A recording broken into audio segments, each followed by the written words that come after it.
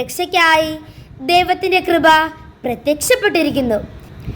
ദൈവത്തിന് എല്ലാ കാര്യങ്ങളും സാധ്യമാണെന്നും മനുഷ്യർക്ക് തനിയെ എല്ലാ കാര്യങ്ങളും സാധ്യമല്ല എന്നും ഈശോ സുവിശേഷത്തിൽ പറഞ്ഞിട്ടുണ്ട്. ഇത് തന്നെയാണ് തീത്തോസിന് എഴുതിയ ലേഖനത്തിൽ പൗലോസ് ലീഹ 2:11 നമുക്ക് ഉറപ്പു തരുന്നത്. എല്ലാ മനുഷ്യരുടെയും രക്ഷയ്ക്കായി ദൈവത്തിൻ്റെ കൃപ പ്രത്യക്ഷപ്പെട്ടിരിക്കുന്നു.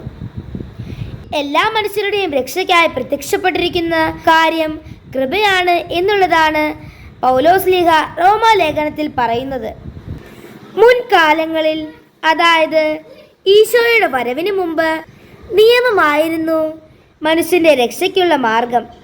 എന്നാൽ ഇപ്പോൾ വിശ്വാസം വഴി കൃപയാൽ നിങ്ങൾ രക്ഷ പ്രാപിക്കുന്നു.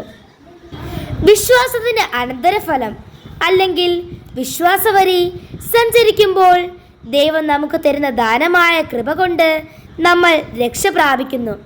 അപ്പോൾ കൃപയോട് സഹകരിക്കുമ്പോൾ നമ്മുടെ അധ്വാനം കുറയുന്നു. നിയമം പാലിക്കാനുണ്ടായിരുന്ന മനസ്സിൻ്റെ കാർക്കശ്യം, മനസ്സിൻ്റെ അധ്വാനം കുറഞ്ഞ് നമ്മൾ കുറേ കൂടി ദൈവത്തോട് സ്നേഹത്തിൻ്റെ സ്വാതന്ത്ര്യം കൊണ്ട് തുറവിയുള്ളവരായി തീരുന്നു. തീത്തോസ് 2:11 എല്ലാ മനുഷ്യരുടെയും രക്ഷയ്ക്കായി ദൈവത്തിൻ്റെ കൃപ പ്രത്യക്ഷപ്പെട്ടിരിക്കുന്നു.